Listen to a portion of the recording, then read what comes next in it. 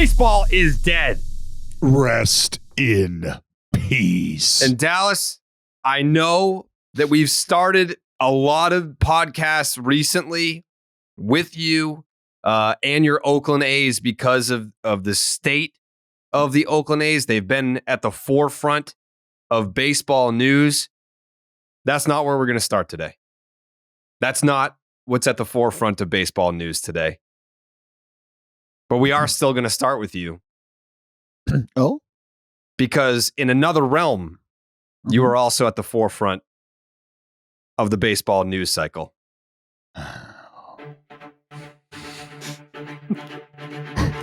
Oh, that's right. Ahoy! Ahoy!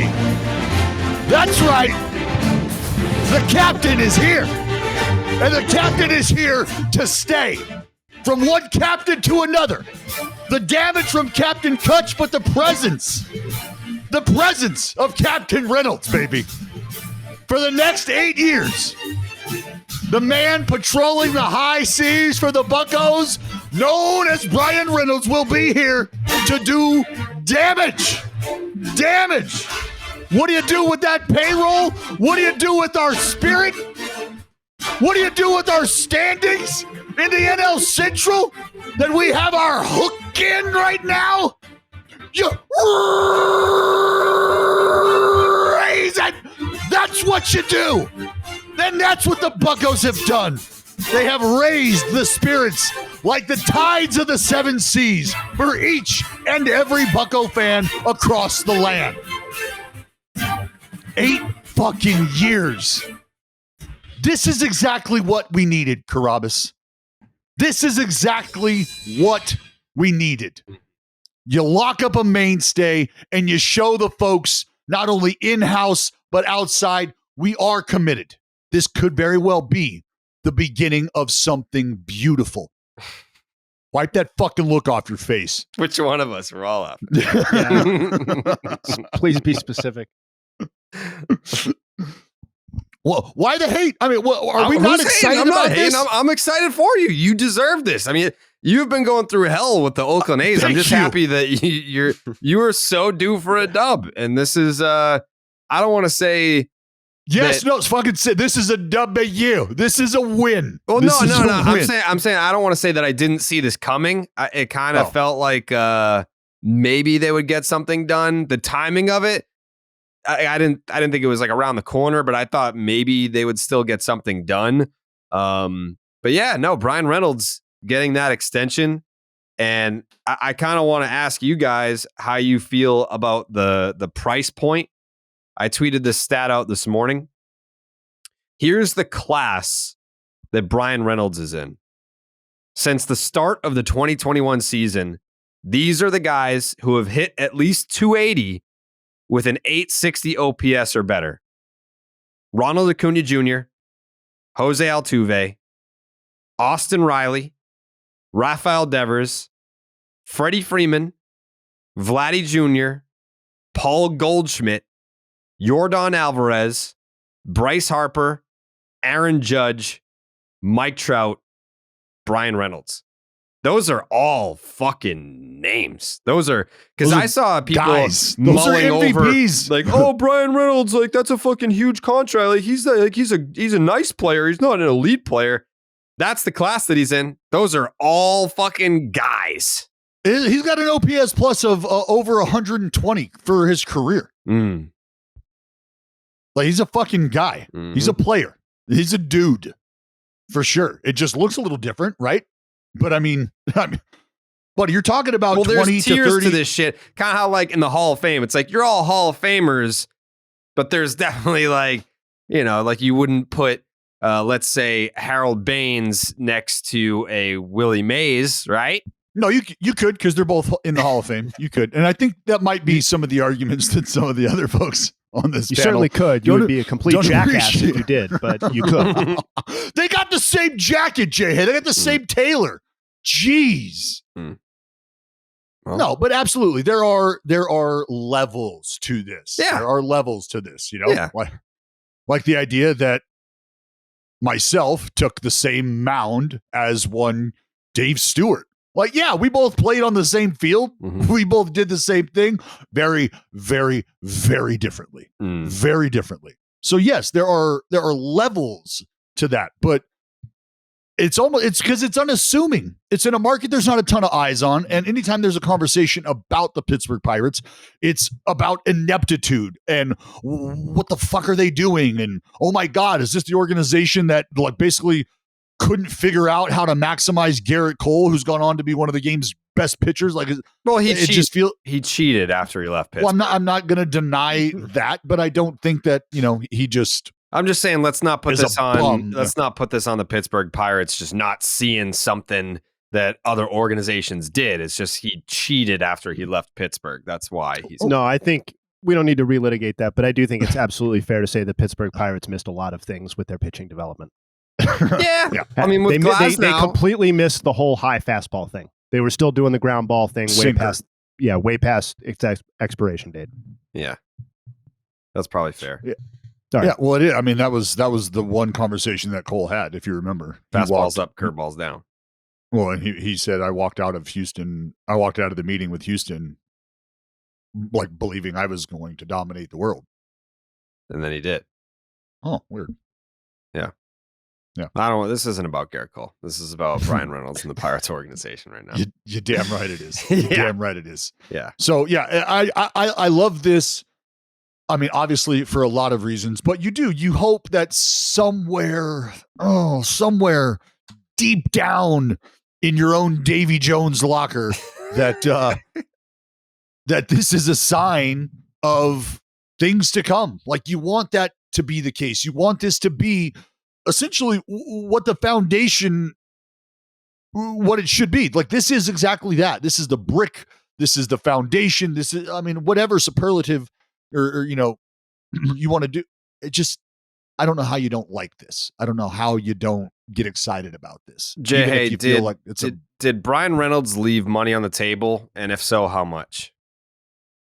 I think that's a really interesting question, because I think what grabbed me about this is that it felt like the right amount of total dollars at a surprisingly low average annual value. And I know the Pirates aren't up against any sort of luxury tax and never will be. So I don't think that's factoring in here, but there's no doubt that he's only getting about $13 million per season on this contract, which for the production that you laid out to start the Bryan Reynolds segment is an insane value, right? Even if his production moving forward is more like 2022 than 2021. 2021, he was like a down ballot MVP candidate, right? Whereas in 2022, he was more like kind of like a fringe low level all-star. Even if he's just the all-star version and he looks better than that this year, this is a tremendous deal for the Pirates. And I scoffed at the end of Dallas's thing in part because, he said this is an indication that the ownership is invested. And that's the part I would push back on. They've signed two key guys long-term at this point, right? They've signed Reynolds to an 8-year, $106 million deal, and they've signed Brian Hayes to an 8-year, $70 million deal. And both of those things, if I'm a Pirates fan, I am legitimately excited about. That's a good thing for the organization, and maybe it's a good thing for those players too.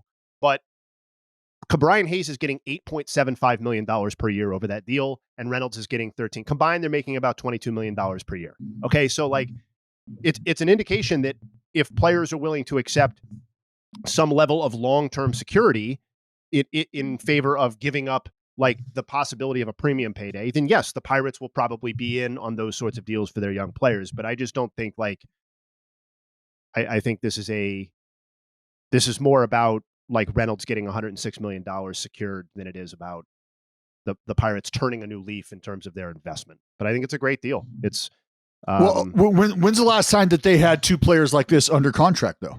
Under contracts like these simultaneously? Yeah, I mean, we would probably have to go back to the first McCutchen contract, right? Which was exceedingly team friendly for them also. Mm-hmm.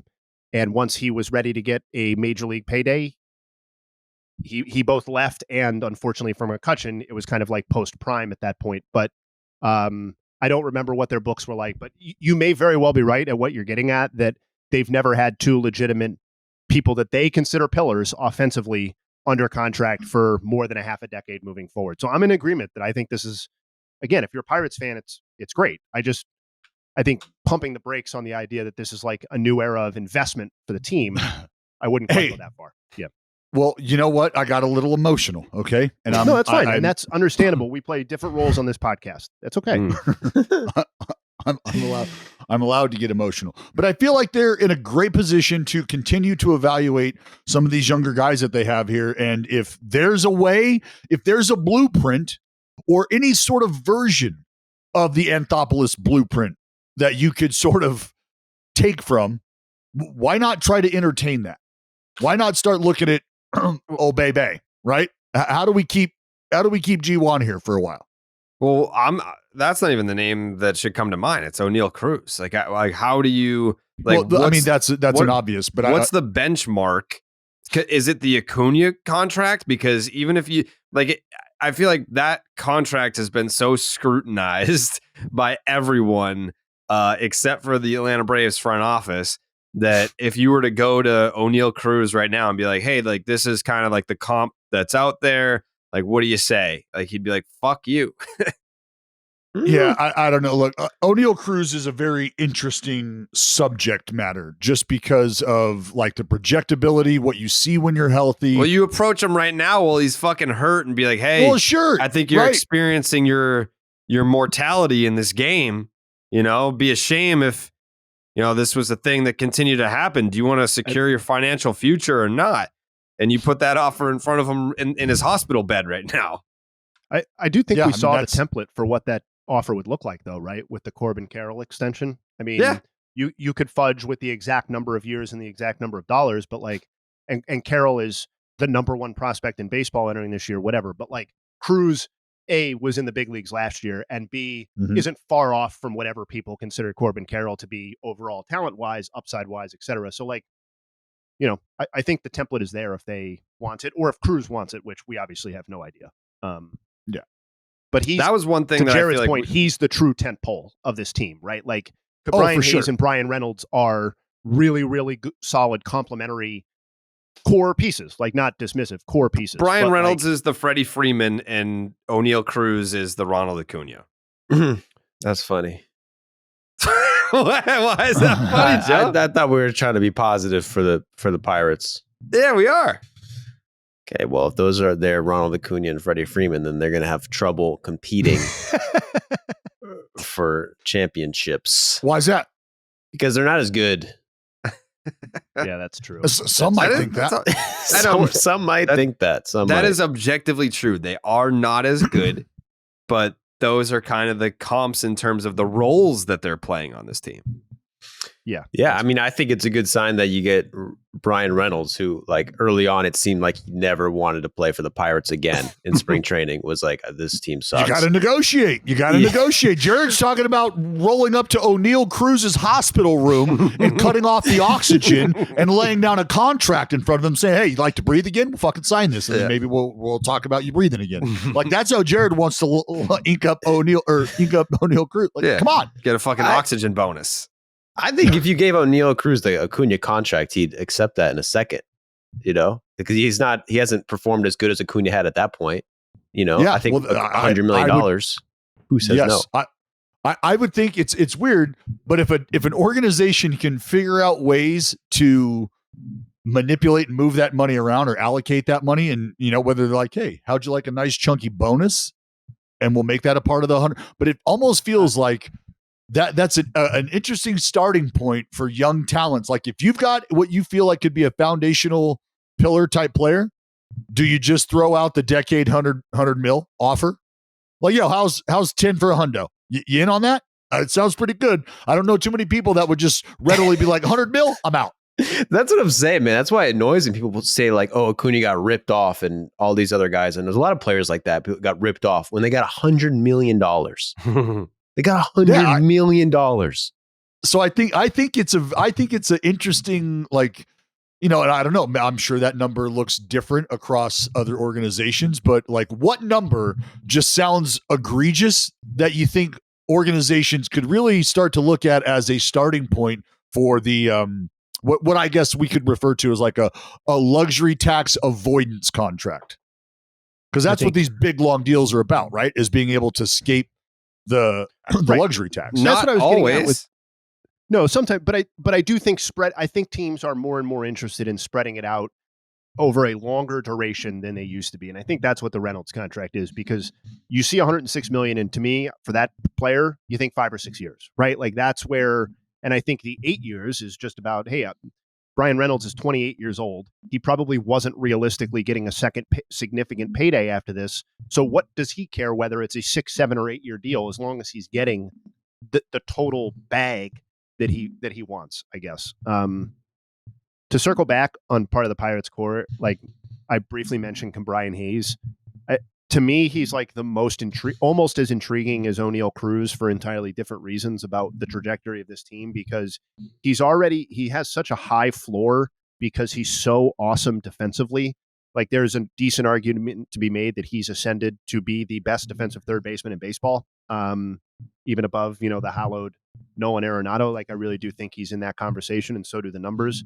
But like he's already so good, and he's such a blah offensive player that I just wonder, like, if he can even take a half of a step offensively, like what that looks for this team. And maybe he is this year. His strikeout rate's half of what it was last year. So maybe we're going to get that, but pretty intrigued by him too. Yeah. Joe, you can't go wrong at $8 million a year. Like he's already exceeding that value. You moving your chair is getting picked up on the mic. So what do you want me to do, bro? Like stay still? Yeah, that'd be huge. That'd be huge if you could do that.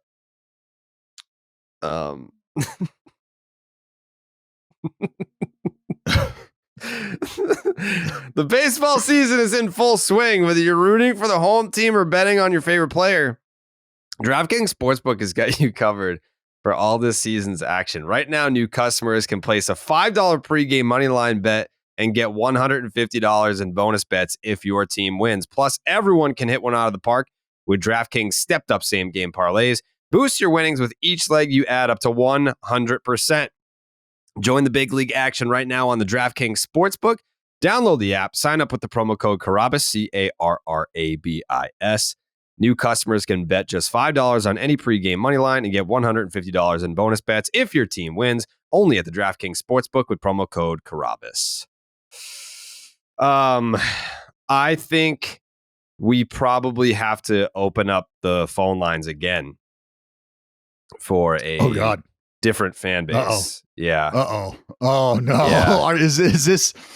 Is this going to spur the movement? Are we going to get a hashtag trending? I want to say we've definitely already, this might be the first team to have the phone lines open for them twice. Yeah. Yeah. I could be wrong. I don't necessarily, I remember opening them up for the Phillies. I remember opening them up for obviously the A's. Jake, what other teams have we opened them up for? We did the Angels too. The Angels, we got Joe Madden fired. Yeah. Yeah. I think this opening of the phone lines is not for a managerial firing. It's more for a sell the team moment.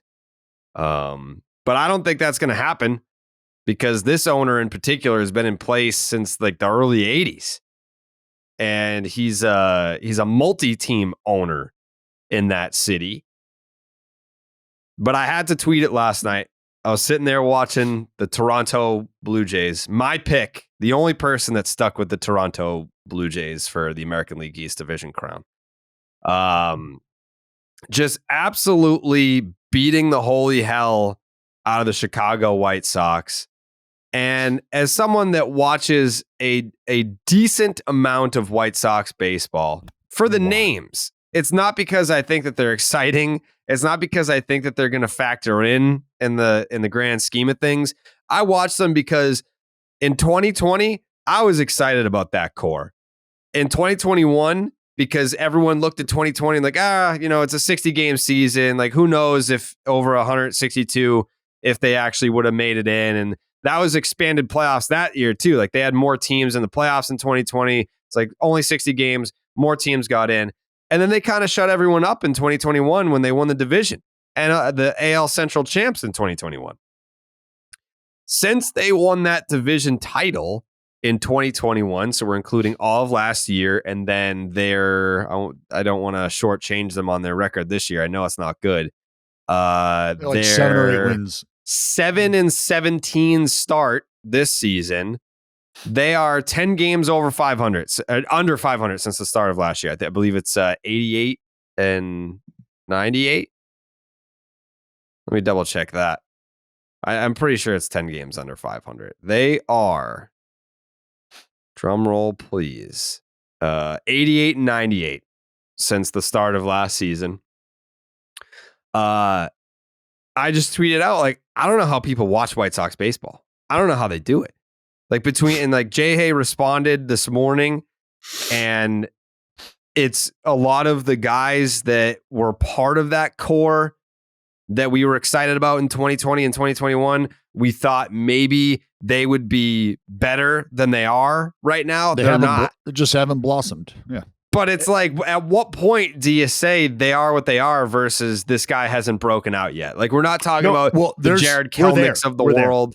And yeah, I agree. There's one dude on this team. There's one dude on this team that I think is the poster child for that. There's other guys that fit that bill too, but there's one guy that is the poster child for that. Who? Do we want to say his name together? 1, 2, 3. It's Lou Bob. Well, I mean, like, Yoan Moncada was part of a big trade. Like, he hasn't panned out. Like, that dude, because obviously he comes from the Red Sox farm system. La Pantera was supposed to be the fucking second coming. I was more plugged in on Yoan Moncada as a prospect because he was in the Red Sox system first. And he was drawing, like, scouts were saying this is the closest to Mike Trout that we've ever seen. And he's not been that. Lou Bob, no. Eloy, hurt all the time. Tim Anderson is probably the only player out of that core that became something that he was supposed to be and was able to maintain it to some level. Whereas, like, we all love him, Lucas Giolito. He's got to decide, what guy are you? Are you the guy that gives up the homers and walks everyone? Or are you a stud that's pitching no hitters and being a psychopath in the postseason? He's been Jekyll and Hyde over the last 4 seasons. It goes back to 2019 when I think he led the league in earned runs allowed or whatever it was. Yeah, so, and he's been making adjustments with his arm path and shit like that, and that affects a lot of stuff. But to your point, figuring out who you are is part of trying to make adjustments and going through those adjustment phases.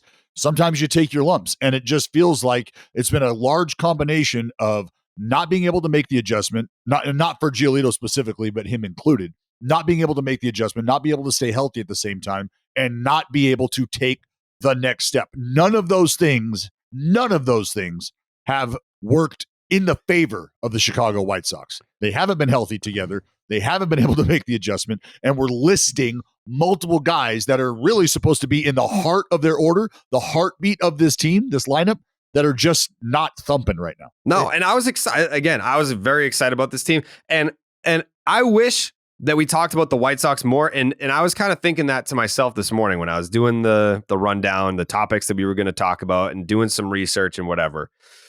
And I was thinking to myself, like, why haven't we really talked about the White Sox more? And the answer to that question, at least for me, I don't know if Dallas, you can relate, but when we were at Barstool, there are so many like prominent baseball fans where it was like a turf war where, like, I didn't talk about the Cubs because that was Carl. I didn't talk about the White Sox because that was White Sox Dave. Like, we weren't like qualified to talk about certain teams. So it's almost like there are 30 teams, but we only had so many teams that we could talk about without like pissing people off. And I'm not saying that like Carl or White Sox Dave would have been pissed if we talked about their teams, but it's almost like if you're in that Barstool bubble that like the fans would be like, fuck, like, who the fuck are you talking about the White Sox? If I want to hear White Sox talk, I'll go to White Sox Dave. So now that we're out of that bubble, Like now it's like, hey, yeah, let's fucking dive deep into the White Sox here. Like there's no turf war going on anymore about like different teams and what you can and can't talk about.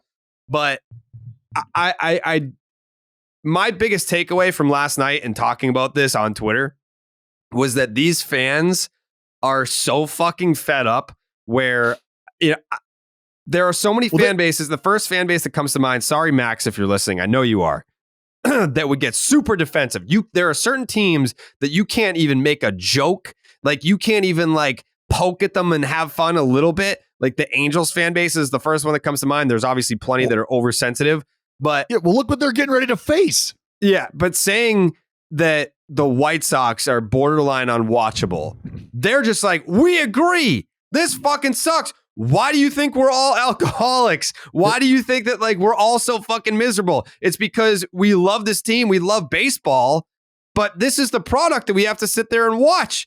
And I know that a lot of them want to blame Tony La Russa. Tony fucking Dallas picked him to win Manager of the Year, and he almost did it in Chicago.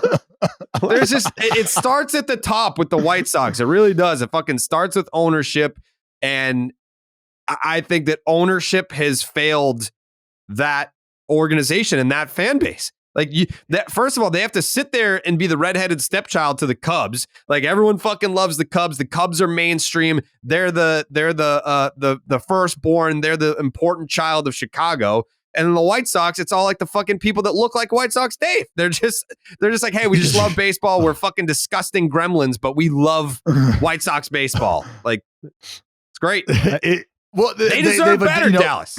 They're the Southsiders, and they've embraced that to an extent. It doesn't feel like they've like taken that next step, but they understand and they feel like that they're being held back. So as a group, they're ready to take that next step. They're ready to avenge for the Southsiders. They just don't have anybody that's willing to help them avenge is how they feel. And think about what they had to deal with the managerial conversation, right? And it's gone back for how long?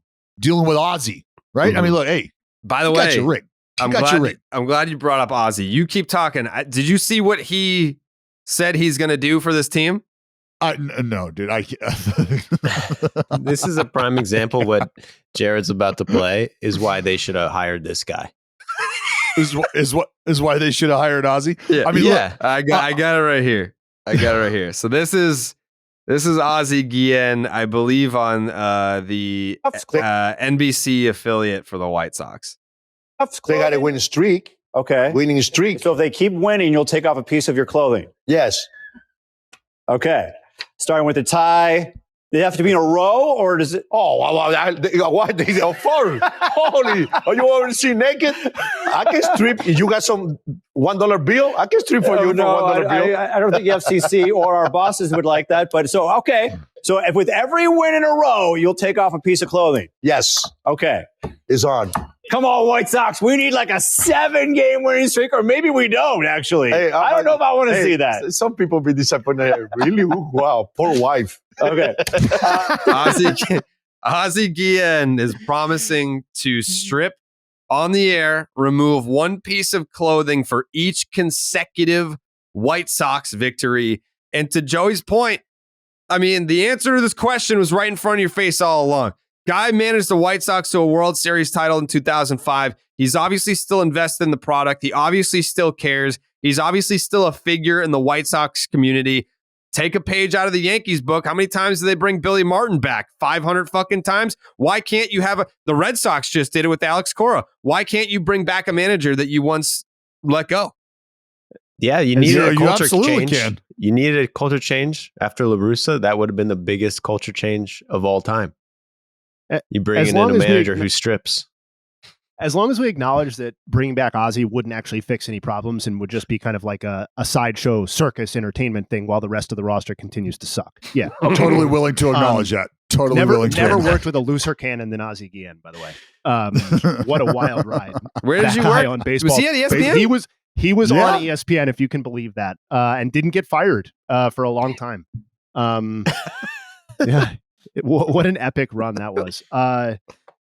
I got a couple things to say about this based on all the things we were just running down. I think this is this is as holistic of a failure as you can basically have in professional sports. We've talked about basically all of those elements, but I just want to make sure we're hitting on them again. Injuries and health with the roster, player development with the roster, managerial incompetence, or at best, an ongoing distraction that did not help the team advance and move forward. And he certainly wasn't developing anybody on that roster while he was there in La Russa.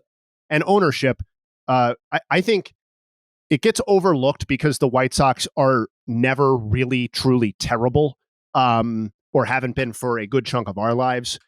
But what Jerry Reinsdorf and that ownership group does with the White Sox is about as embarrassing as anything outside of the John Fisher realm of baseball ownership. Like this is Chicago.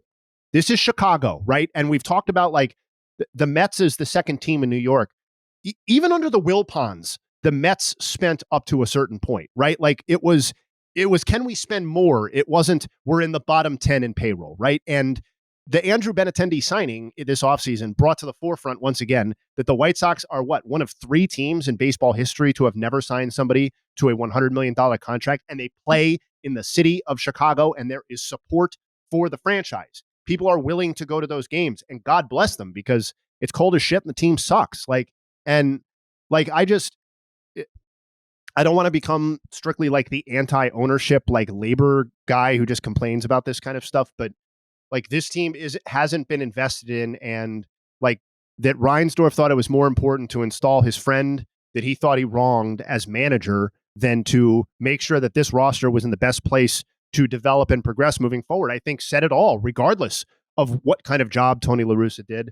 Lucas Giolito is now at a 4.84 ERA over his last 35 starts since the start of 22. Like we're getting to a point where this isn't an up and down. This is like maybe who this guy is at this point, unfortunately, after a pretty good 3-year run. And the problem with TA, like you correctly acknowledge that he's like the one guy who has not failed to develop, but Tim Anderson was never intended to be the first or second best offensive player on your team, right? He was supposed to be the 5th or 6th best player on this team that was reeling off division titles. And as you guys laid out with Robert and Jimenez and Moncada and on down the line, like none of those guys have stepped forward to be the best player offensively or second best player. I just think sometimes you can point to one thing and be like, God damn, if we could have just fixed that, everything would have been fine. We have great player development. Ownership doesn't invest. But like, this is a failure at like almost every level of baseball, it seems like. Yes. It's like every guy, not only do their core underperform, even every single person they've brought in has just not done well. Like going from even Tony La Russa, I mean, that obviously didn't work. They brought in AJ Pollock, was gone after a year, missed a lot of time, I believe. They brought in, who else? They had Gio Gonzalez in 2021. Adam Engel, Engel. Gio Gonzalez was good. Gio Gonzalez was a contributor. Yeah. And even some of the guys they brought in who were good, like Yasmani Grandal, gave them like an insanely good 2021 season, right? Like he was one of the best catchers in baseball. He has been he was so bad last year that like not even their wins are full wins at this point. It's tough. But even they brought in Liam Hendricks. The guy got cancer. Like they just get like freaking unlucky as shit. Like sad shit happens to them. Everyone they bring in underperforms, whether it's their fault or not. And then everyone when they traded for Craig Kimbrell and he just became the worst fucking reliever of all time. Yeah, Craig Kimbrell, Dallas Keuchel. Oh my God. Yeah. Yeah. Keuchel at least was Keuchel, a disaster there. He became a disaster. I'd have to look at the numbers, but I don't remember him being an abomination immediately. That was just kind of something that happened towards the end very abruptly though. But I mean, think of those names. Like these people, like they weren't just bad. They either just never played or became one of the worst players in the league. Keuchel's situation is actually hysterical because he finished 5th. I don't feel like this season happened. He finished 5th in the AL Cy Young vote in 2020. In the he posted a 1.99 ERA in 11 starts, and then came back in 2021 and was unplayably bad. And then was out of baseball in 2022. Yeah, still available. It's still available. Still if you need a lefty. You're going to give him credit for passing on José Berríos? He's off to a 250 with a 576 OPS start with the Houston Astros. You got to give him credit. Got to give him credit for sticking to their guns and not paying somebody. I feel bad for him because they make mistakes. If you do that time after players. time, you'll eventually get one right. Yeah, they haven't gotten one right actually though. That one may prove to be correct though. José Berríos. We'll see. Fine. He's old, but it's early. Even if all these players were good, they still would suck. So that's another thing. It's like you can say, "Oh, the ownership's cheap." You could bring in Shohei Ohtani. They're not going to be good if every single player who they brought up is underperforming. I kind of disagree with that because I feel like what makes this doubly sad is how low the bar is to compete in this division, and they still can't do it. Like, you really this is one of the few instances. How many years have we just been asking why the White Sox won't win this division?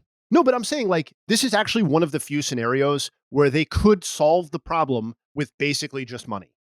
Like if they just added 2 or 3 really good players to this roster, they absolutely could compete for the division on a year in, year out basis, even while not developing players at the pace that Cleveland does. But they don't do that either. So they don't invest and they don't develop. Just like, what is the point? I think they're probably gun shy now because, like I said, anytime they pay anyone, get a free agent, something happens and they're terrible, or they can't play because of like Liam Hendricks has been good, but like so he had cancer. It's tragic. It's just like how sad is it? Well, he's in remission. Cancer. He's coming back, and we haven't talked about that. We should show some love to Liam Hendricks. Yeah, we should. For Well, that's what honestly, and with that. Because I said it when the A's beat the White Sox. I said, you know what happened? People forget that series ever happened. What a fucking how far we've come since that playoff series occurred. Crazy. Holy shit. The A's beat the White Sox, and I said right then and there, you just watched the White Sox realize the missing piece, why they're not moving on because of what Liam Hendricks came in and did that series. So what'd they do? They went and got literally the fucking guy. They got him. They're like, hey, you shoved it up so you're going to be on our team now. Okay, and all was right with the world. And like Joe said, tragedy struck. So for him now to be on the rebound and feeling good, hopefully that means he's just that much closer to getting back on the field. And if that's the case, fuck, that helps. You get a guy like him back, you're getting a fucking all-star closer back, for fuck's sake. Jake, put it in that we're opening up the phone lines for White Sox fans. We'll have the White Sox voicemails on tomorrow's Thursday episode. They deserve a place to come speak their piece. And this is going to be the place for them. I didn't realize because it all goes back to what I said earlier. Like I didn't want to step on any toes before, so I never really talked about the White Sox a lot. But me tweeting about the White Sox in the last 24 hours, I did not realize how many White Sox fans were following me. They probably were just like sitting there being like, why don't you ever fucking talk about our team? Well, that's the answer. I didn't want to step on any toes. Now, there are no toes to step on. So I bet those White Sox fans looking back would have appreciated some sober analysis from somebody other than a cheerleader for the team. Oh! It might have softened the blow of this total disaster that arrived in 2022 and 2023. Shots fired.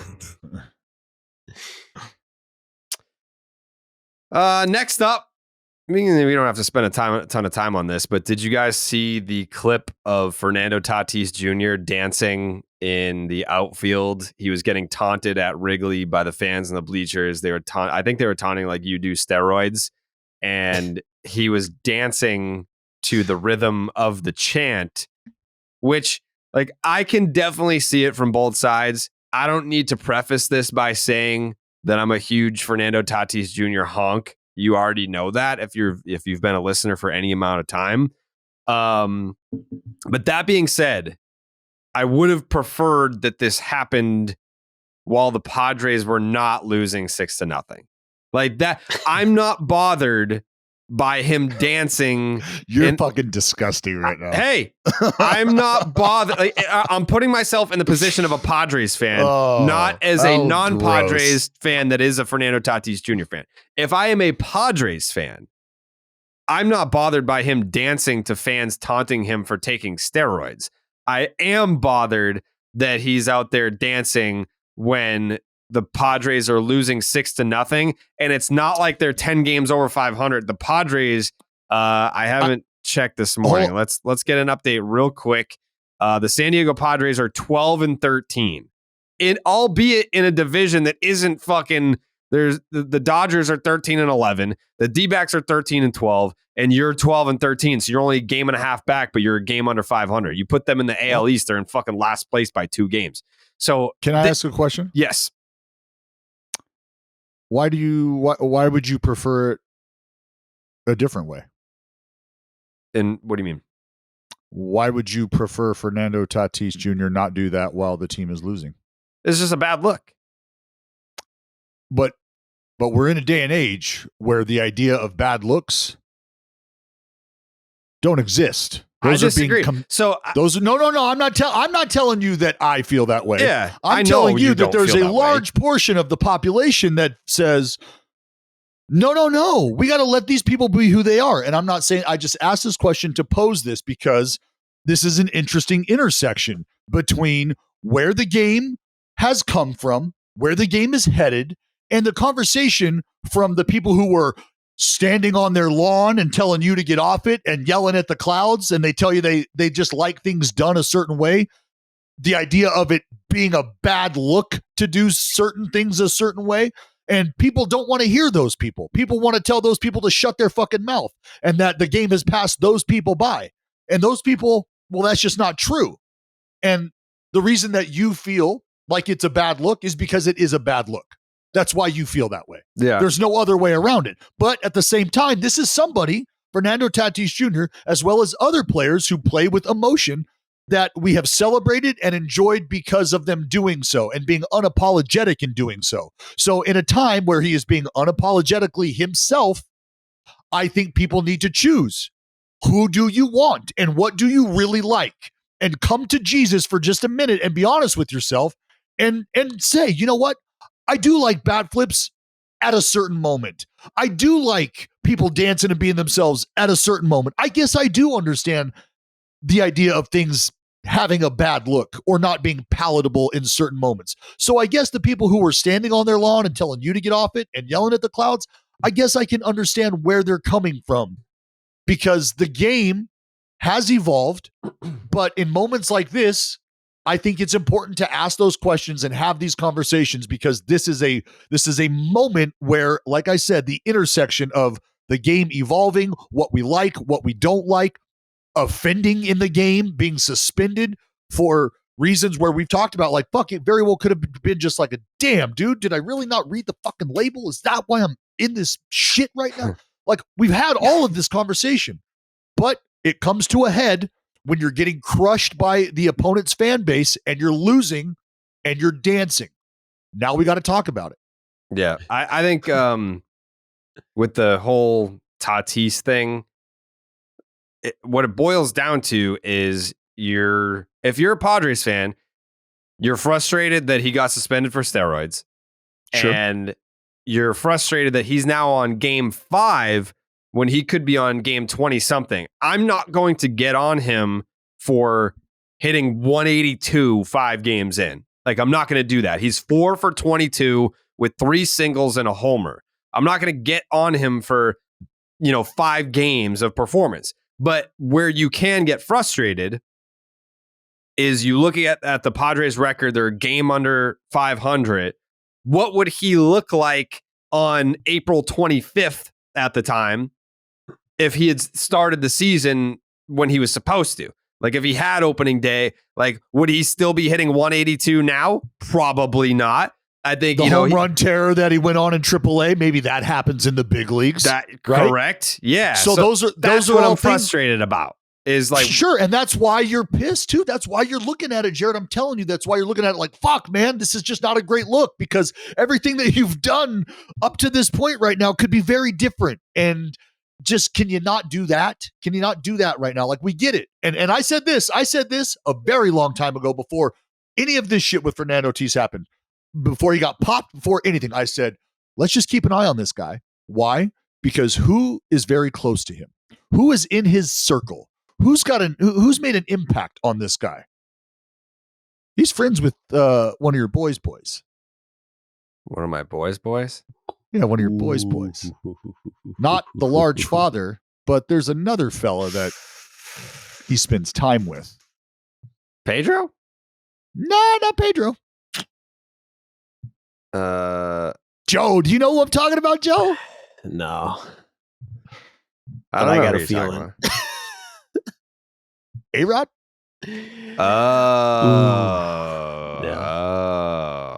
Got it. And I would absolutely hate to see Fernando Tatís Jr.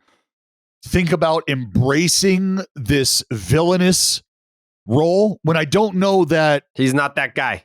He's not that guy. He's not that guy. And I don't want to see him embrace that, because I think he will drown in trying to figure out how to become a player in that role. I want him to be the carefree, love it. I want him to want to dance, and I want to see him dance, but I want to also see that he understands that right now, fuck, man, like with everything that's going on, right now is not the time to break out the dancing shoes. No. Right now is the time to fucking grind, and then I'll dance. I'll dance later.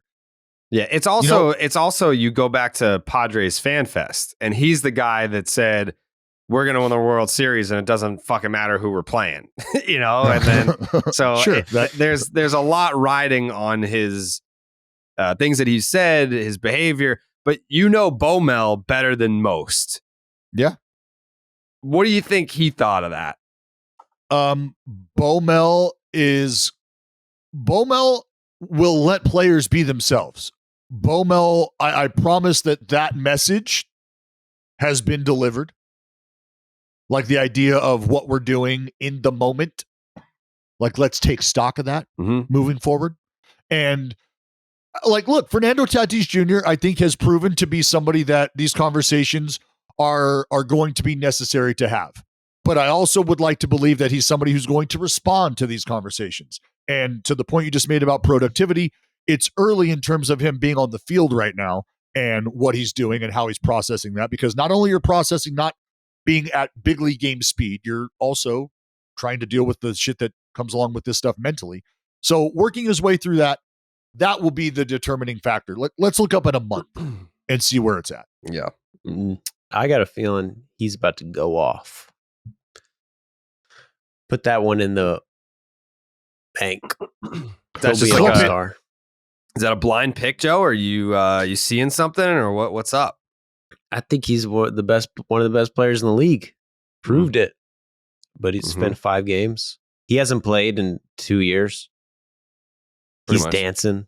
I guess you got the A-Rod comparison. I think that's like, because when I see this, I see like, he's going to be hated by so many people. It's like, how do you respond to that? Can you be comfortable getting booed? Like certain players can, certain players can't. To me, this is like more actually a good sign that he doesn't need to be liked everywhere he goes, and it's not going to like weigh on him and hurt his performance. And that's just him dancing in the crowd. But that's what's going to happen. He's going to get a lot of shit. Maybe this is the revelation. Maybe that's the revelation, Joe. Maybe that's him saying, you know what? Finally, this is who I am. I'm going to unapologetically just tell you, fuck you to your face now. I've got the money. I got the bag. I'm here to get a ring. You don't like it, kiss my ass. I would love it if he went full baseball villain. Yeah, I'm in. I'm so in. I mean, we don't have one of those that matters, at least. Yeah. I just don't think he's somebody, I don't know, like from what I've seen and just hearing him speak. And I just don't know that he's somebody that wants to be in that position. But who the fuck am I? Yeah. Who am I think that's a very interesting thing to bring up, the A-Rod connection, especially because he also has Manny Machado on the team, who's like the same way, who embraces that. Like, I don't give a fuck if you hate me or not. Wait, we're not saying that A-Rod embraced that, are we? No. A-Rod wanted so badly to be liked. Right. Okay. Sorry. I just want to make sure. Yeah. Because he's like, maybe the most insecure person on the face. Yeah, well, that's why I took it. Like, he was hated, and that weighed on him a lot, especially like during the playoffs. I don't think there's any question. Yes. Yeah. It was the polar opposite of Jeter. Like, Jeter didn't give a fuck, and everyone loved him for it. And A-Rod cared so much about what people thought about him, and everyone hated him for it. And could you imagine sharing a fucking locker room with somebody like that? Like, if you're that dude who is that insecure and everything you want, like, you're just, there's an invisible partition between you and everything you've wanted to be in life, and it's in the locker right next to you. I remember when A-Rod went to the Yankees, and like there was that general conversation about like who should be moving positions, or like, and then later on, like, what sort of impact is A-Rod having in the clubhouse? Like, does Jeter like him? And I remember thinking, like, yo, shut the fuck up. He is way better than all the rest of you. Like, just deal with this shit. I don't care. Like, everybody should accommodate him. And then he retired, and I heard him speak and like do baseball analysis, and I was like, oh, yeah, that's why. That's why it was a problem. I get it. Like, that's why Jeter didn't want to hang out with him. Because I told you, did I ever say on the air like what happened when I interviewed him at his house? I don't think so. Not to me, at least. So he has like this like outdoor seating area, and so if you look at the video, I'm sitting like I'm leaning forward on this couch because I don't have any back pillows to sit up behind, because he took them all and put them on his chair so that he would be seated higher than us. Like, there was a cushion on the chair he was sitting on, but he took like 3 pillows and put them on the chair so that he could be seated higher than us.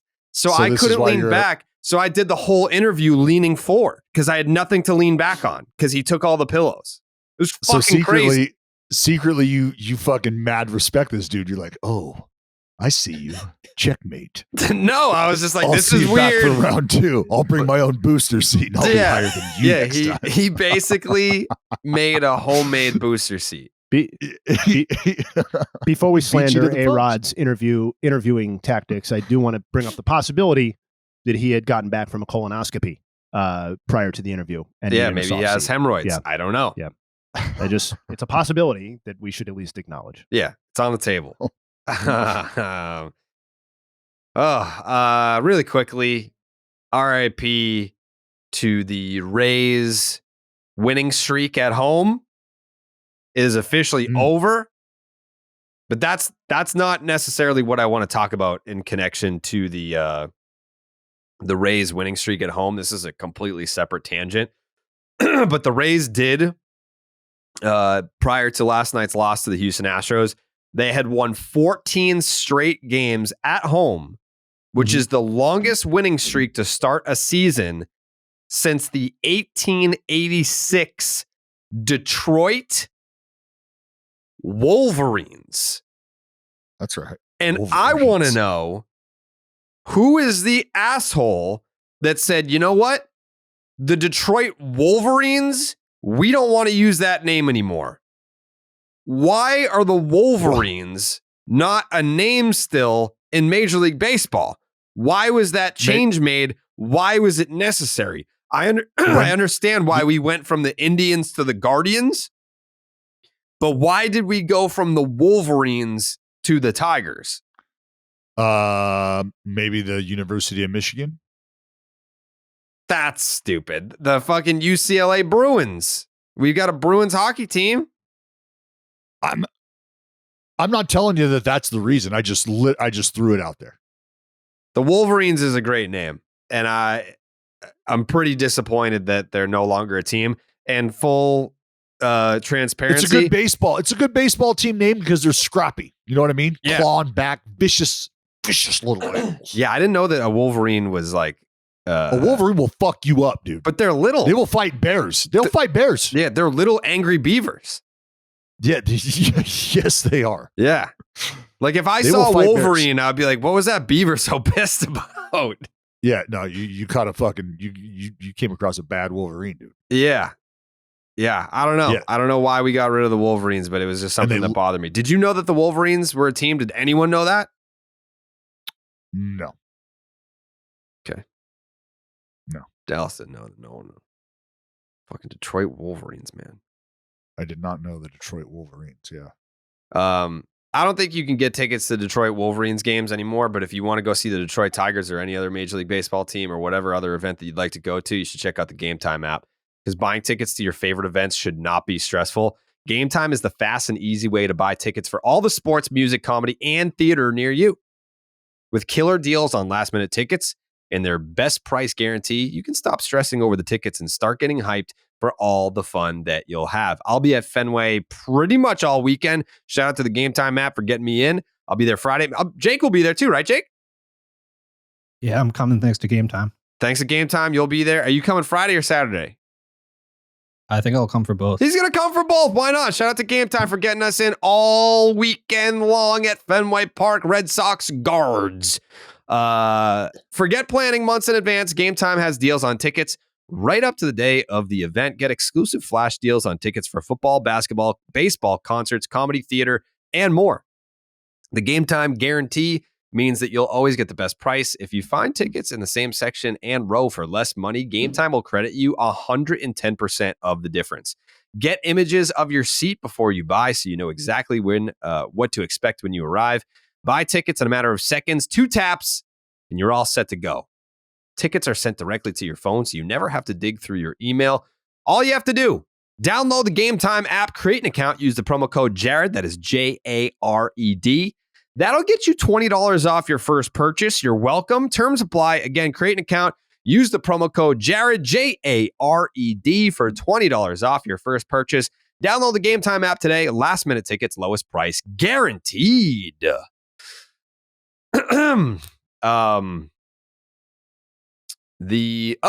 Yes. Okay. So this was not something I could have done this on the Monday episode, but I figured I'd do it here today because it was of interest. We were talking about Shohei, and I don't know.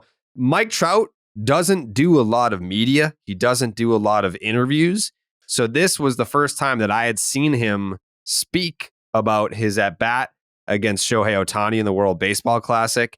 It was also the first time, because it was such a narrative for us when we were talking about the World Baseball Classic as it was happening. Mike Trout's psyche being stimulated by playing in a playoff type atmosphere. Mike Trout sat down with Harold Reynolds for MLB Network, and I cut a couple of clips from that. And I don't know, just figured that it was worth it, because I'm sure there's some people that listen to Baseball is Dead that maybe missed this. And if you were following along, it was a kind of a putting a little cap on that narrative and that storyline. So first, this is Mike Trout talking about the comparison to the playoffs. So did it give you a feel? I know you haven't been in the postseason much. Did it give you a feel? It did. You know, I texted Nev right after the game. I said, it sucks we lost, but I needed that. I needed not motivation, but, that feeling. Yeah. You haven't had it. We played some big games, Sunday Night Baseball, Monday night, ESPN games late at night, but nothing like that. Sellout crowds, but nothing, how passionate them fans were. It was loud. The entrance, walking out with the American flag, Shohei walking out with the Japanese flag. It was special. It was really special. How many people listening right now are like, oh, so that's what his voice sounds like? Like, he just fucking doesn't do shit. And I get it. Hey, listen, I'm never gonna push an athlete to be like, hey, like, you need to fucking put yourself out there more. I care about what you do on the field. And there's gonna be no one who sits here and says Mike Trout doesn't do enough on the field. That's what he gets paid to do. That's his job. If he wants to do interviews and media, go for it. If you don't, I support it, whatever. But this interview, it was only like 8 minutes, but talking about like, hey, he's like, I needed that. That's the first word out of his mouth was motivation. Yeah. And then he tried to reel it in like, well, not motivate. No, it's the right word, but he wanted, you could hear him. Like, I wanted a taste of that. Yeah. I needed that. I needed to remember what that was like, because you're right, Harold. I fucking haven't been there in a while. It has been limited. and feeling that, I need it. I need it. I haven't tasted that. It's a great white shark with blood. He's getting ready to go fuck up an entire population of seals. Just ready to do work. And he wants it. He wants it. Yeah. Joe? Yeah, I liked when he said, we've been to some big games, ESPN games late at night. Yep. he's like, yeah, man, I played some ESPN Sunday Night Baseball games. Those are fucking wild. Like fans in the stands give a fuck that it's Sunday Night Baseball. I think he like started to say Monday Night Football too. He's like, yeah, I played in some Sunday Night Baseball games, Monday Night Football. I've been to some Eagles games. I know big games, bro. Right. That's basically what we were saying. Yeah, I've been to some Monday Night Football games with the Eagles. The Freudian slip, bro. Harold. I go to football games in October all the time. Yeah. This is Mike Trout talking about his at bat against Shohei Ohtani, which was the pinnacle of the 2023 World Baseball Classic. This is the first time that I've seen him talk about it. When you saw him running in now to warm up in the bullpen, I knew I was facing him. You knew it was coming? I knew it was coming. So I had to mentally prepare. He threw me early in the count. I think second pitch threw me fastball I could hit. I just missed it. You fouled it back, and you gave it the look, too. Yeah. And then, 3-2, honestly, I didn't even think of, like, coming to mind he was going to throw me a slider. But now looking back, I should have had that in the back of my mind. He threw me a nasty one, though. Like, it was nasty. In its zone for a while, and then at the end just broke off the plate. So. But he threw you a couple sliders in there. He did. First pitch, I think it was a slider or cutter thing. But it was a fun bat. Obviously, it didn't turn out the way I wanted it to be, but it's what baseball wanted, I guess. So that one you foul back. Yes. If you catch it, you got it? I mean, he's throwing 100. He's supplying the power. I think, for anybody that throws 100, you just gotta touch it. So that was your first time, like, in real action facing I don't him. think I've, people ask me this all the time. I don't think I've ever faced him even in live. Oh, is that right? Yeah. I've only seen him from behind. So what was it like? What did it look like? I got the feeling what every other batter feels like when they're in the box. It's you better not miss that pitch because it's coming. That slider's coming. Yeah, it's nasty. Or the split. So that was exactly what baseball looked for. It was a big moment. I felt like it just propelled us to a new level in baseball. Do you feel that way? It did. So that was an interesting note that was the first time that Trout had ever faced Ohtani. They never faced each other in live ABs, like no backfield action, nothing. Like that is very surprising because I remember like always wondering, like when I was a kid playing Little League, and it's like that's so cool that Ken Griffey is on the same team as Randy Johnson. That must be such a relief that he never has to face him. And then you're like, no, actually in spring training, we have to face him when he's not stretched out and he doesn't know where it's going. Like it's actually the worst to be on the same team as some of these guys that you never want to face. But Mike Trout never facing Shohei Ohtani, even in like live ABs, was kind of an odd thing to learn. Yeah, because I would want to feel like there's at some point in time, like, hey, I'm gonna need all of that. Right? Yeah, like, I'm gonna need to see this. Like, absolutely. Yeah, but you know what? Like, that's kind of weird because I wonder. I mean, obviously, it gets worked out. Like, you're gonna face certain guys in lives or whatever. But like, just the idea of, like wanting to incite that, like walking up, like, yo. I see you. I see you're on the mound today. You got a live BP, huh? Talk to Nev, and I'm in your group. How you feel about that? How do you feel about? Like, I want to believe, like that's you want to think that those conversations happen or that moment happens. Just cool to think about. It doesn't, obviously, but yeah. We've always assumed that Ohtani and Trout are friendly. Get along. What if they're enemies? Ooh. What if him going to play? What if Ohtani signing there to play with the best player or whatever that was actually more about him coming and being like, "You ain't shit. I'm the man now."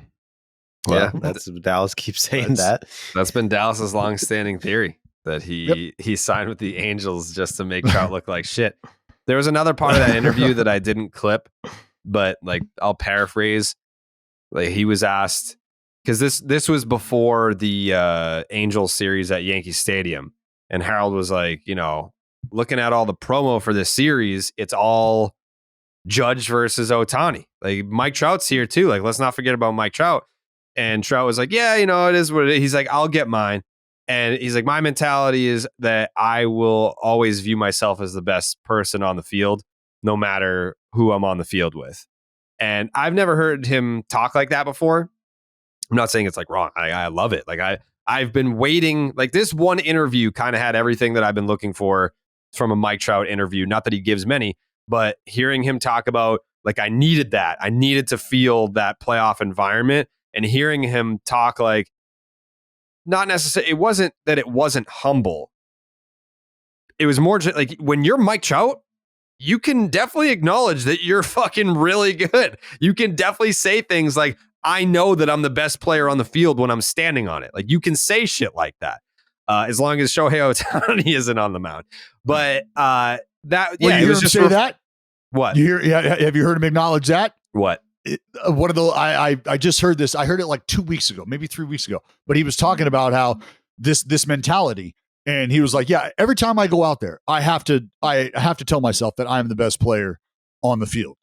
And then he said, which is really hard when you got Shohei out here. Yeah.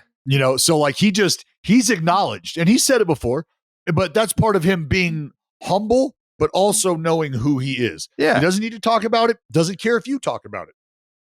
He's confirmed within, and that's really all that matters. We all want to, we all strive to achieve that that idea of self-worth, right? Like, no, I'm good enough, and he has that. Right. Plus baseball is such a mental game that you have to have that mentality. You have to have that confidence. If you go out there being like, oh my God, everyone is so much better than me. What am I going to do when they throw me 100 mile an hour fastball? This is terrible. Like you can't do that. You'll just get eaten up every single fucking day. You won't make it. You won't be up here for very long. Jay, hey, you look like you had a thought. No, that reminded me of when I played. Oh boy. But yeah, I just wanted to hit on that really quick. The other sound that I wanted to get to was it blowing the mind of Byron Buxton that when he learned that the Twins had not taken the season series from the New York Yankees since 2001, and him learning that in real time in front of the cameras. What do you think when you hear that 2001 is the last time the Twins won the season series against them? I don't even know how to put that in words. 22 years. 22 years. 22 years. I was 6. That's the last time we won? That's the last time we won? Yeah, this one felt extra good after hitting that then. Oh, man. I don't know. It's kind of like having that monkey on the back. I know we talk about it a lot over the past few years about, go to Yankee Stadium, play the Yankees, and it's always like getting that monkey. It feels a lot like that monkey is off the back for sure now. That's so fucking funny. Like him saying, like, what? Like I was 6. I was 6. That's the last time we won? I mean, look, but by no means is the monkey off the back, though. No, you've got to beat them in the play. You've got to win a singular playoff game. It would mean a lot more if it were against the Yankees that they did it, but unless we're just lowering the bar all the way down to winning the series, winning a series against the Yankees. If we're going to do that, then great. Monkey off the back. But like as far as getting absolutely dominated, the monkey is firmly on the back. They got one claw off. Okay. The Twins everyday lineup in 2001, AJ Pierzynski, Doug Mankiewicz, Luis Rivas, Christian Guzman, Corey Koski, Jock Jones, Torrey Hunter, Matt Lawton, and Big Poppy David Ortiz. Wow. David Ortiz was on the fucking Twins the last time they took the season series. Wow. Wasn't even Poppy yet. No. It was just Dave.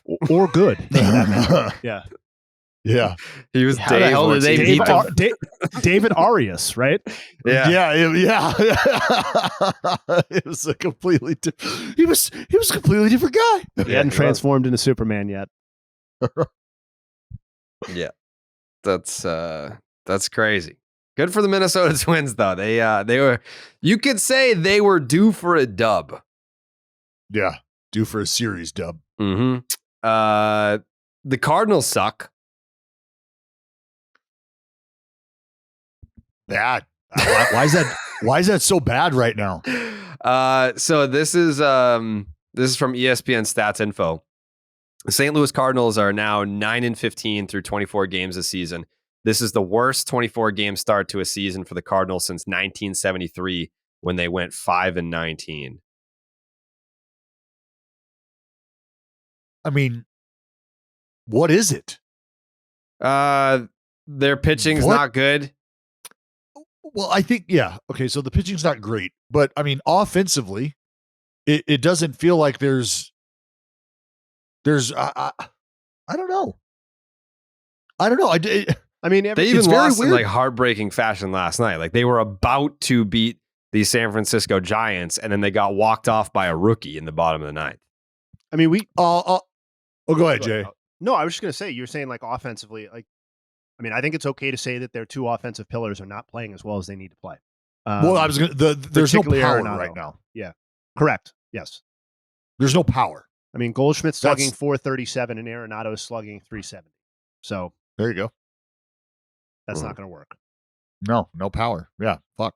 That's a problem. That's Cardinals starters have a 5.22 ERA, 24 also in the big leagues. Feels like also an issue. Yes, also an issue. Because outside of what, Jack Flaherty? I mean, Montgomery's throwing the ball decently, right? Yeah, the Cardinals bullpen. They've got the sixth best ERA in the big leagues right now.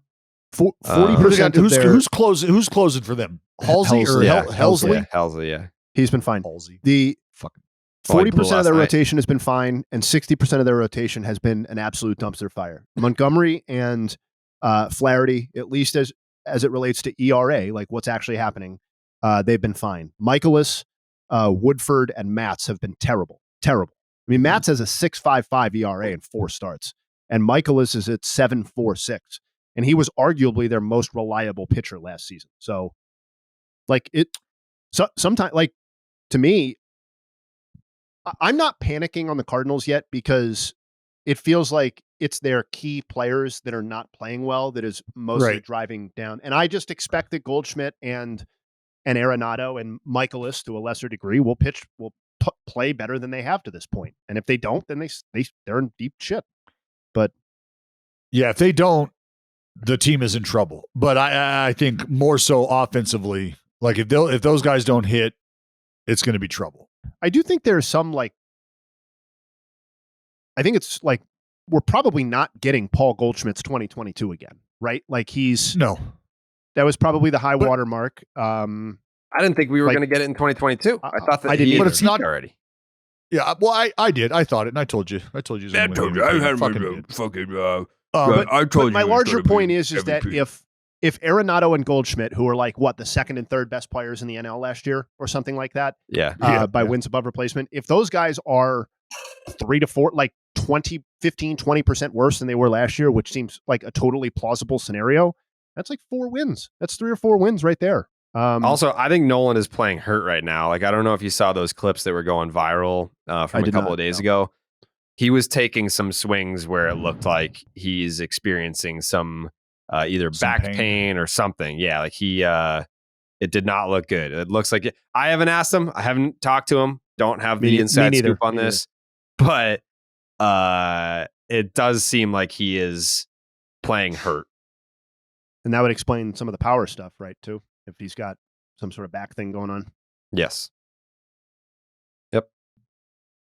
But that's the type of guy that he is that he sees the team struggling, and he's probably thinking to himself that me at 55% is better than this team with no Nolan Arenado at all. And he's probably right about that. But, now that I've pulled up his Savant page, like you saying that he might be playing hurt feels like it might be answering a lot of these things, because it's not, this power outage is not bad luck either.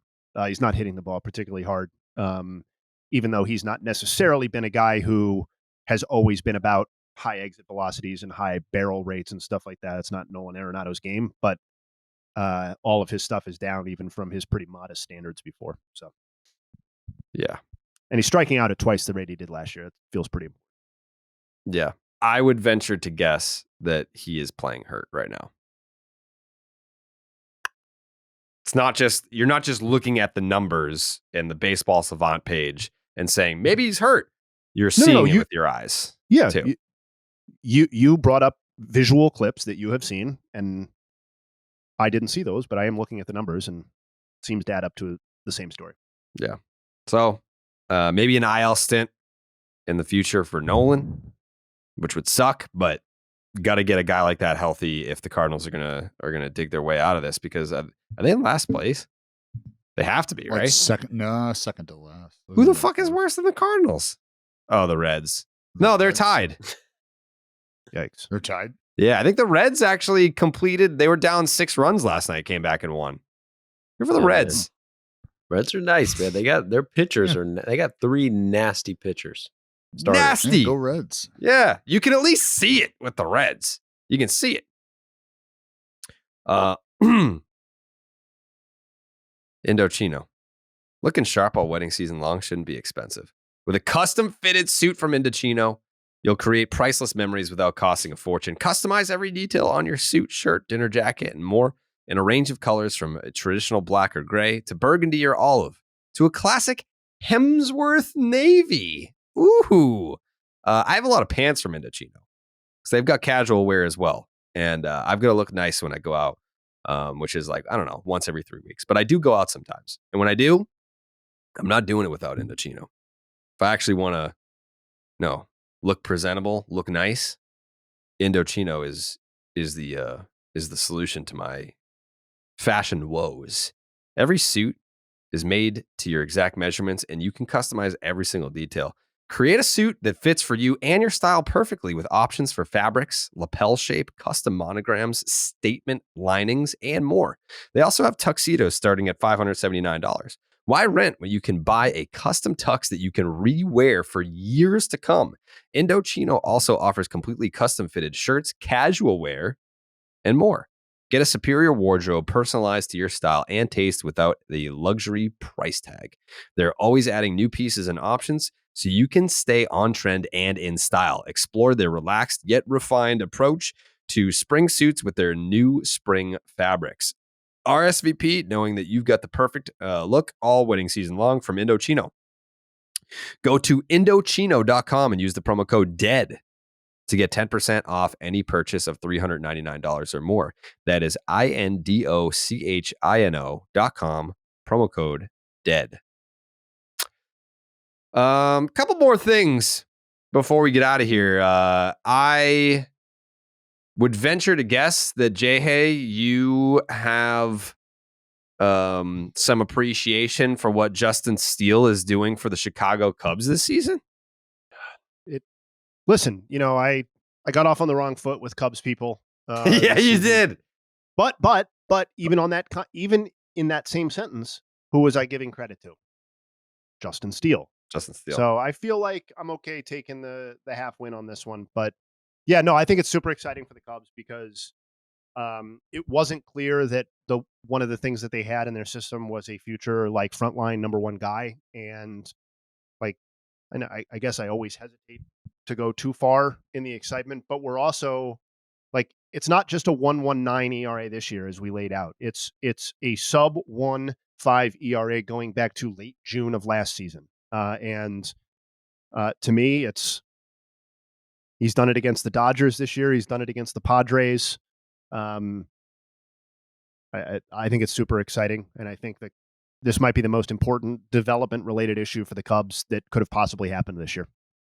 Since July 22nd of last season, Justin Steele has the best ERA in baseball. It's a 1.07 ERA to go along with a 1.07 whip and a 10.21 strikeouts per 9. That is minimum 12 starts because I don't believe he pitched in September. What happened last year? Because he came up in like June, pitched in July, but I don't think he threw any innings in September. Last year? Yeah. I'm trying. Are you sure? I'm pretty sure. Yeah, he's right. I'm trying to figure out. Right before September, he pitched all the way through June. No September starts. I'm trying. I don't know. Yeah, I don't know. Don't know. But it's okay. That's minimum 12 starts. Well, lower back strain. Okay. Missed the last month of the season. Well, there you go. Like I told Jay when he talked about Justin Steele the other day. What's impressive about what he's doing right now, too, specifically this season, it is quite literally 2 pitches. 2 pitches. And a four-seam fastball and a slide piece. And he's just fucking wiping people out. And I think that's the new meta. Because that's what Strider throws. We got to give love to that. We've got to give love to that slide piece, too, because it's a nasty-ass pitch. Well, they're hitting 077, 3 for 39 with 17 strikeouts. And if you go down to the movement page, he's got some of the most horizontal movement of any slider in baseball. It's what's it at? It's a legit average 15.7 inches of horizontal movement per. That's 9.2 versus average 143% of break versus average. So it's among the top 3 or 4 sliders in horizontal movement in baseball. That's a borderline sweeper. Yeah. Where's Shohei's sweeper at? Stand by. Fucking sweeper. I love it. His sweeper is giving us. Sorry.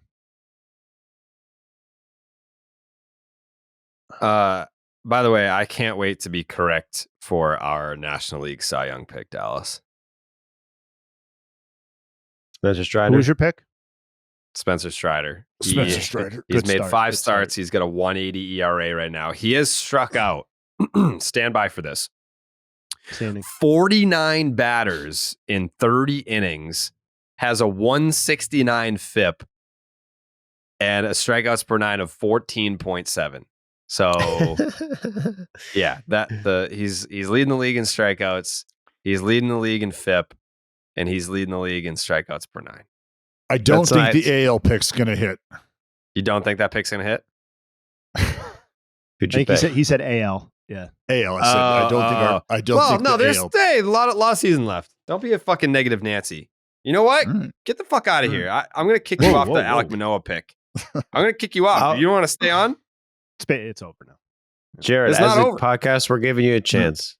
We'll let you switch your pick to Garrett Cole if you want. We're giving you this one. You can switch to Garrett Cole right now. Don't want to. Nope. I'm sticking with Alec Manoah. I'm riding it out. Are you going to switch? No, I'm not switching. Okay. All right. I'm a ride or die. I'm All a right. ride or die bitch. No, you're not. You fucking moved off the Jays to win the AL East. Yeah, I would smart. I would switch again. How are you? I'm smart. Yeah. I'm smart. Did we get what we were looking for, Jay? Yeah. Ohtani's sweeper has about 17 inches, about 2 more inches of horizontal movement compared to Steele's slider. Pretty good. Yeah, they're both nasty as shit. Yeah, that's the takeaway. Both very good. Both very good. Dallas, do you want to take any type of victory lap with José Berríos? Why? Because he performed well? Yeah. I mean, you picked him to win Cy Young, 2 years ago? And he's been fucking terrible ever since. You basically broke the guy. I didn't break the guy. Yes, you did. He has been because I put expectations on him because he showed up in fucking Toronto and I wanted him to get him to the fucking playoffs. You broke and the guy. Keep rolling. Yeah. I don't know. No, look, he bounced back. What are you denying it for? He's been throwing the ball. He's been throwing the ball well. He had a couple rough outings to start the season. And after that, Which I don't season? This season. Oh, okay. I just needed to specify. It's been a lot of rough outings to start the season since you picked him to win the Cy Young. That's all right. Well, hey, so it was rough this year after the first 2 starts, but I mean, the last 3 starts, pretty good. It's been good. Pretty good. The last 3 starts, 19 innings, just 11 hits. He's punched out 18 over that time, sporting a 1.42 ERA. The whip lines up. That's at a 1.91. Hitters are hitting 167 against the man. So, yeah, filling up the strike zone, 66% strike rate during that time. Command issues, all but gone. Do we feel walks. that badly for Dallas that we need to give him a victory lap on a dude's one good start? Yeah. Yeah, you do. Oh, okay. Yeah. Yeah, it's Cool. it's a mental stimulation thing that we like to do to keep Dallas happy. Because if we let Dallas just wallow in depression and sadness over the Oakland A's, Gotta fluff. It would be bad for all of us. Like, we need to lift Dallas up because it lifts up the podcast. So true. We're just giving him like a little doggy treat. Like, hey, you want to talk about José Berríos having one good start? What I was going to say is, what you do, what you guys have to do is you have to treat me like the overactive dog who eats his food in like 6 seconds. You have to put it in a little maze dish where it stimulates me, and I have to figure out how to get it out and take my time. Don't fuck my digestive system up. Yeah, I'm happy to do it. Thank you. Yeah, appreciate that. Jay Hayes, the kind of owner who just throws the fucking bag of food out there and lets me eat and fucking choke on myself. Oh my god, I've been giving you little mouse droppers for years. Just want to keep you happy. God. But I still survive. Yeah. Joe, did you see my stat last night about Ozzie Albies? That he has the most home runs for extra base middle infielder. No, he has the most extra base hits in the big leagues for second baseman since the start of 2018. That's not surprising. That little guy can fucking knock him. Like Jared Carrabba's out there, bro. Packs a punch. What? No, I was just saying, like, he's short, and sometimes Dallas will say, I'm taller than you. I'm usually not the guy who calls you short. It seemed out of character. You're not taller than me, but I am taller than you. Bitch. Little bitch is what he just said. Joe just called you a little bitch. What do you mean, dude? I'm showing love because Ozzie Albies is a smaller guy, but he's above average. How tall is Ozzie? Short 5'8". ass pussy. 5'8"? Yeah. 5'8", dude. Oh, Jared's like, that's like he's 5'8". Probably like 5'6", given the boost they get on those measurements. So he's probably Ozzie Albies like would 5'2". come up to my nipples, dude. Well, it's the same thing. It's like Ozzie Albies 5'8". Like, that's above average, probably, maybe if you took every single person. But just like Jared, who's also above average, he's hanging around tall, strong ass dudes like us all the time. Looks short. Fair. Not that short. Very fair, Joe. Cast quite a shadow. Yeah. Jake is like sneaky on the taller side. How tall are you, Jake? I'm like 5'11". It's like 5'11", and he wears like work boots all the time. So he's walking around like fucking 6'1". Jake and them Tims is like 6'3". Yeah. That's fair. Oh. Yeah, he's always Jakey wearing Tims. fucking work boots. Yeah. It's like, you don't need the extra inches. You're 5'11", dude. Wear fucking Converse and stop doing that shit. Yeah. Well, when's the last time you've done anything that has necessitated a large pair of working boots? It's been a couple of years. It's been a couple of years. Yeah. Hey, but you know what they say. You stay ready, you ain't got to get ready. Right. Yeah. Yeah, there could be a concrete job that just breaks out and Jake's going to be ready for it. We got a guy for that. We're lined up. We got a guy for that. Yeah. Last but not least, Justin Verlander is returning soon. He has a rehab start this Friday to be on the road to making his long anticipated debut for the New York Mets. And I, for one, am looking forward to it. his return, that is, not his rehab start. I don't think I'm going to be plugged in for that, unfortunately, but I am excited for Justin Verlander's Mets debut. That one's going to be weird. Like when we look back on Justin Verlander's career, like 20 years after he retires, I feel like part of the narrative is going to be like, remember when he played for the Mets at the end? Like, I feel like that's going to be it. Unless he wins the World Series there, then it's going to be like, isn't it weird that he went in with like a Tigers cap, but won a World Series with every other team besides the Tigers? Well, and it's going to, like, I think this is like, are we getting to the point of the baseball reference page where you start to see like, all right, like 6 starts, you know what I mean? And then nothing else after that. And that's what I don't want to happen. But I don't think Justin Verlander goes out in that fashion. I think what you're still going to see from Justin Verlander the last time he takes the baseball, you're going to be like, dude, I think we're going to think of him the same way we think of Nolan Ryan. Like, you wake him up right now, that motherfucker could get an out. Like, you put him on a mound right now, you feel like he could go get an out. And I think we're going to feel that way about Justin Verlander when it's all said and done. But I do feel like we're going to look at this moment, like you said, Jared, and be like, this is very weird just because of how it started. He didn't start the season with them, you know? It is weird. Justin Verlander has faced and retired 23% of active major league managers. What was that? Verlander, Zach Greinke also, right? 20% of active managers? Greinke has struck out 20% of active managers, but he's faced and retired 30%. Okay, there you go.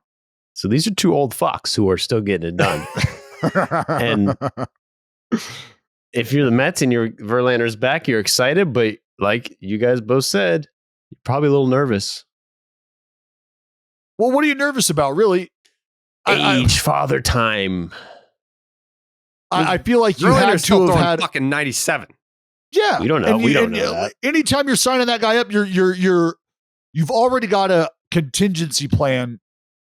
I don't want to say in place, but you've got a pretty good idea of what direction you're going to travel should shit not work out with this guy. Because there's no way that you sign that deal not having a game plan or not having an idea. Like, you know what? If it goes south, well, we feel like we can make these steps. But we got Carrasco. So if he does bad, we got Carrasco. I don't know if that was quite the conversation.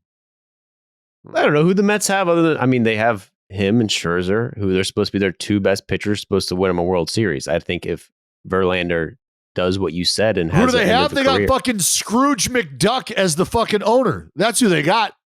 Guy's just swimming in his fucking chips. He can't pitch. I don't know if Mets fans know this, but Steve Cohen doesn't have a glove, doesn't have a bat, but doesn't play for the team. But he will be more than willing to sign a paycheck for somebody who does and somebody who can. Who? In the middle of the season? Yeah. Trade, go make a deal, go make a trade. Barry Bonds. He'll do it.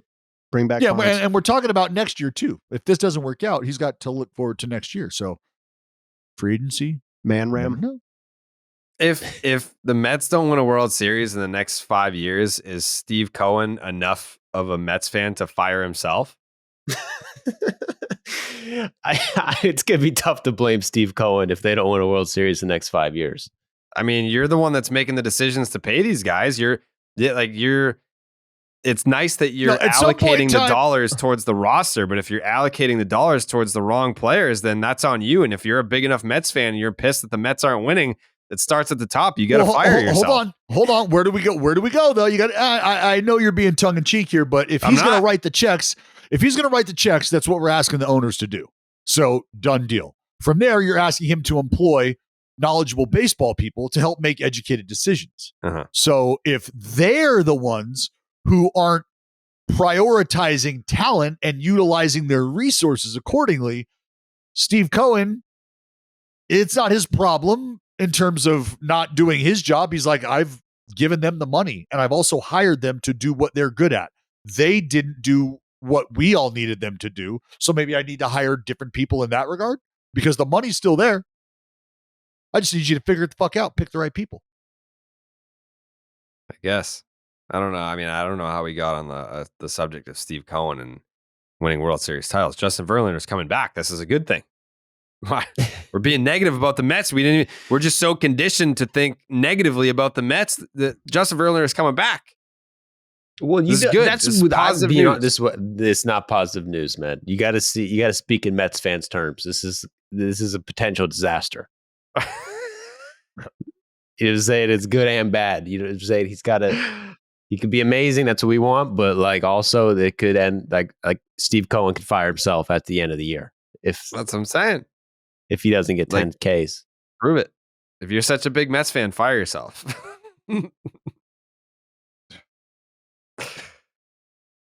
That's how I feel about it. The Mets are only 2 games back of the big bad Atlanta Braves, and they've lost 3 straight games. Ooh. 14-10, 2 games back.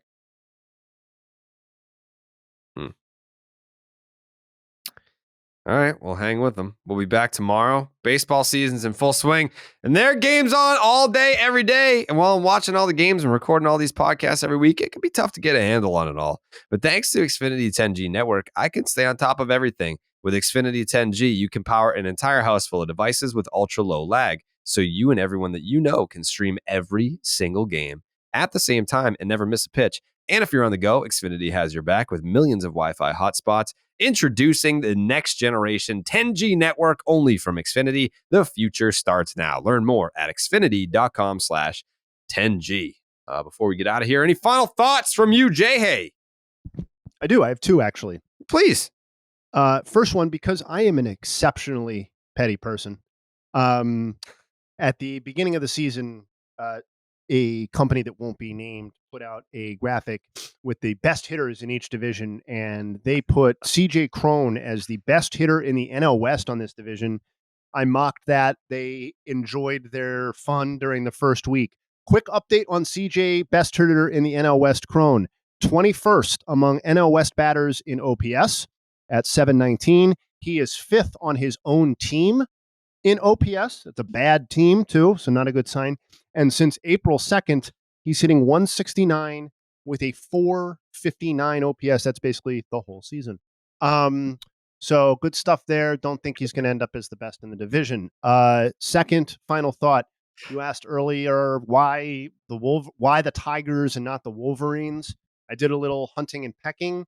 The Tigers name is a tribute to the Detroit Light Guard, a military unit that dates back to the early 1800s and earned its Tigers nickname during the Civil War.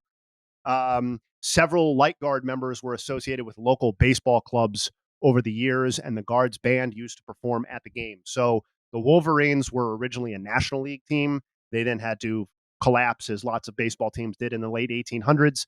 And then when the American League officially formed in 1901, the Detroit, then Tigers, were one of the founding teams. Interesting.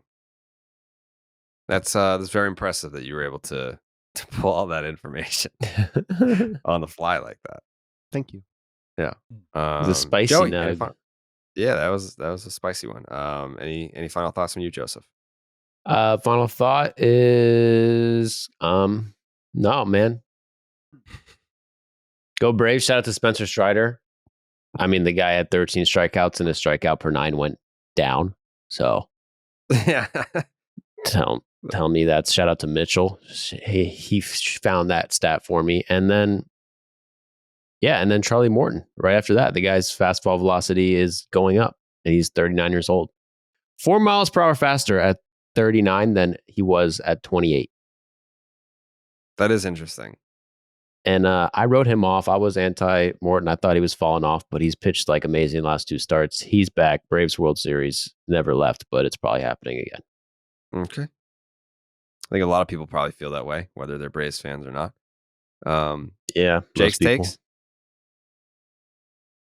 Shout out Chris Sale beating the shit out of that cooler. I fucking hate those things too. Dallas, any final thoughts here today? No, I already gave love to Brent Rooker and Jesus Aguilar, didn't I? No. Oh, I didn't. Well, let me take the time to do so because I should have said yes. Yeah, you did. Yeah, you did. No, I did not. That was the best part of the pod. It was right at the beginning. Yeah, everyone loved it. It was so good. No, it was so good. Really good. Yeah, it was. Well, it was so good. You know, we're going to do it again. And that's exactly what they did. They went back to back once in the game the other night, and they had so much fun doing that. They decided to do it again. So Brent Rooker, Jesus Aguilar become the first tandem in Oakland A's history to go back to back twice in the same game. That's right. Damn. Twice in the same game. And a special shout out to Brent Rooker, who entering this season had exactly 0 multi-home run games. It's still April, and he now has 2 multi-homer games. I think it's cool that there's absolutely no question that Aguilar and Rooker doing that is what we're going to remember about the A's 2023 campaign. Yeah. No, you're going to remember some stud young arms on the mound is what you're going to remember. That's what you're going to remember. Like Mason on the Miller? visiting teams, I think they're going to see a lot yourself. of great young pitchers. I agree. Yep. Miller And Medina looked good takes the last mound night. tonight. He did. He looked good last night. Well, he looked rough first inning. It really wasn't even his fault. I mean, a ball gets hit hard, sure, to center field. Ruiz breaking, ready to make the catch. And then you can watch the replay. The ball just goes like this. Whoop, just fucking took a hard right. And Ruiz was like, oh, God. You could see him like, what the fuck was that? Ball rolled all the way to the fucking wall. 3-run score. Like just a brutal fucking break. Terrible break. Hate to see it. Yeah, but he bounced back and fucking shoved after that. Didn't allow any damage. Wow. It's like the A's players are fighting for their lives, man. They're like, God, I hope I do good enough to get traded at the All-Star break. Like every game, like Rooker's just like, I need this so bad. Aguilar especially. But they had a kick-ass game against the Angels 2 nights ago. That was an amazing game. And it was sad that Dallas, you weren't calling that game, but that was an amazing slugfest. It was unfortunate. It had been a good one to call. That'd be a very funny skit if like you see like around like major league clubhouses on like trade deadline day and like guys get traded and they're always like sad and they give hugs to their teammates and pats on the back and they're just sitting in their locker being like, man, this really sucks that I'm going to be out of here. And just the Oakland A's clubhouse on the day of trade deadline day, be getting the call that you're traded. Fuck yeah, let's go, baby. Let's get the fuck out of here. Oh man, be like winning a contest. You've been selected. You and 4 of your friends are going to Cancun for a 10-day, all expenses paid trip. Oh man, It's like opposite of Hunger Games. You get selected out. Yeah. Yeah, I'm rooting for Brent Rooker. That's gonna be an ongoing thing now. We want Brent Rooker to keep performing so that he can get traded. You done? No, hey, we went a whole we let you be happy. We talked about Berríos and the Pirates, and we let you be happy. Fair. Yeah. All right. We'll be back tomorrow for the Thursday episode. Thanks for listening. Again, as always, we are on YouTube. If you want to watch the entire episode of the podcast, we put out episodes Monday, Wednesday, and Thursday if you're new to the show. And again, as I said last episode, if you have friends that are baseball fans, tell them about Baseball is Dead. Don't hog. Don't gatekeep us. I know you're in a fucking fantasy league. Tell your friends about Baseball is Dead. The more the merrier. Appreciate you listening. Appreciate you watching. And we'll see you tomorrow. We go.